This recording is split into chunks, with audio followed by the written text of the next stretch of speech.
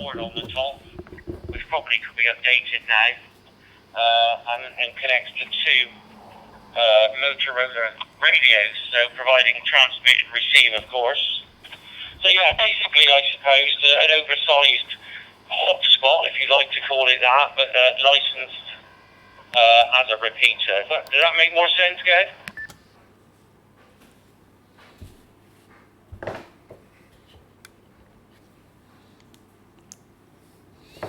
Yeah, Roger. Yeah, that does make sense. So, well, it's a lot easier than having to set up a repeater on a hill, isn't it? And where would it be? Is it still on a repeater site? You know, like or is it at your home?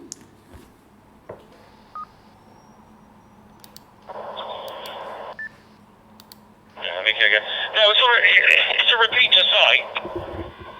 It's basically a repeater. It's in a box, and yeah, it's a repeater. But instead of funding a very expensive ICOM thing, which gets very, very expensive, and I'm sure it doesn't provide some of the features that an ICOM box would, but it gives access effectively into where we want to be onto reflectors. So yeah, you know, it's on a repeater site, hence it needs to be licensed as a repeater, of course, because gateways you cannot operate remotely.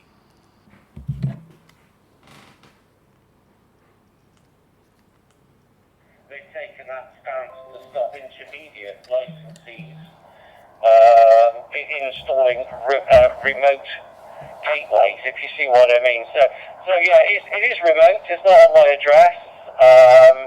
If I had a gateway, of course, it could be operating off a single frequency, but yeah, as I say, full license, so therefore can be operated on any site, really, remote site, under a full call sign, of course, G0RMA.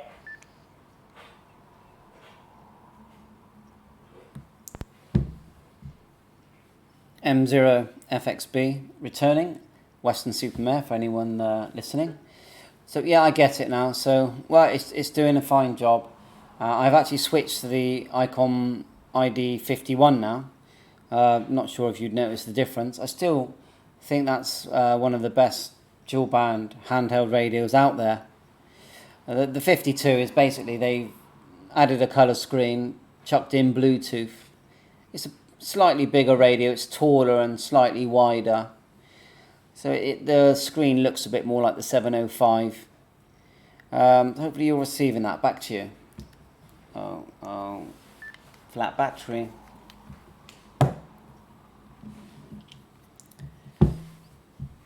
Yeah, sorry about that. I got a flat battery. I turned on the 51 and then the battery went flat. Back to you.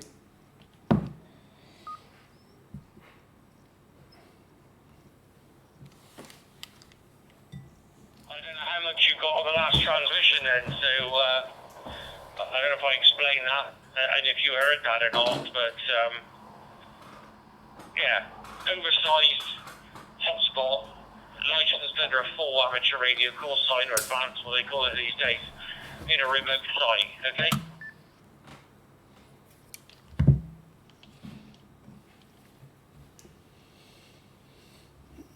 Yeah, apologies for that. No, I did get all of the over. It was only when I replied that the battery went flat. I went onto my ID-51, and then I didn't realise the battery was flat. But I did get all that info, and it's working very well.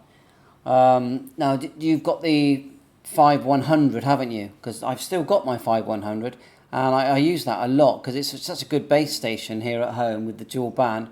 I've got the Bluetooth in it as well, and I play around with the app. Back to you. See if we can get this one working. Hey, by ICOM, coming into ICOM, home of photography, of course. There you are, there's a plug. Yeah, okay. Yeah, no, this is the 5100 I got in the car. Lovely radio, great job. As I say, 7100 I've got for home, based on the fact that I like the 5100. And I bought 7100 because actually it should be easier for me if I ever wish to find them in my bag to go portable again. And I thought the 7100 seemed to do that and operate out of the vehicle. That was the plan there.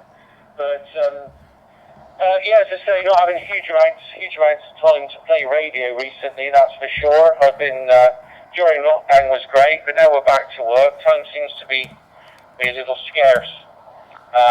Yeah, on the archery thing, yeah, I into recurve archery I was anyway. And then packed that in a few years ago, but feel like actually I wanted to do that again.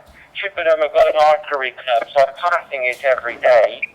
And their range is available 24/7, which is great for me when I get odd days off from work. I don't normally get the Saturday and the Sunday together, so it fits in with me when I can be around and I can go over and do a bit of practice, and then make myself available when we have some club comps or something going on. Anyway, hopefully you've got all that. I'm just dropping down into Cork Abbey. It was the home of Harry Potter, wasn't it, guys?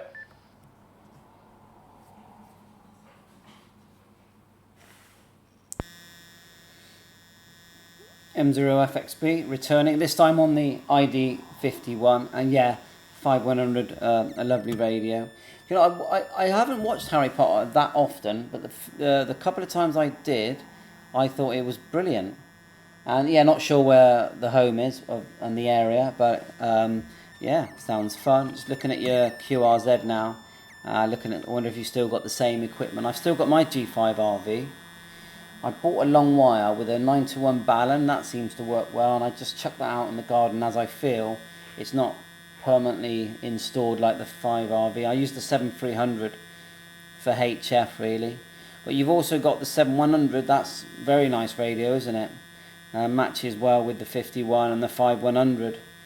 So yeah, they just keep bringing out all these radios. They're such good radios, and then they bring out more good radios.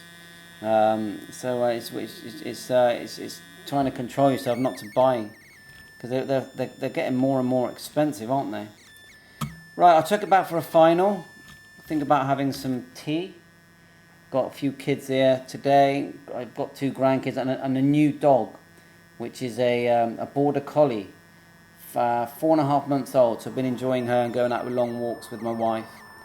So back to you, Julian, for a final, and then I'll stand by M0FXB.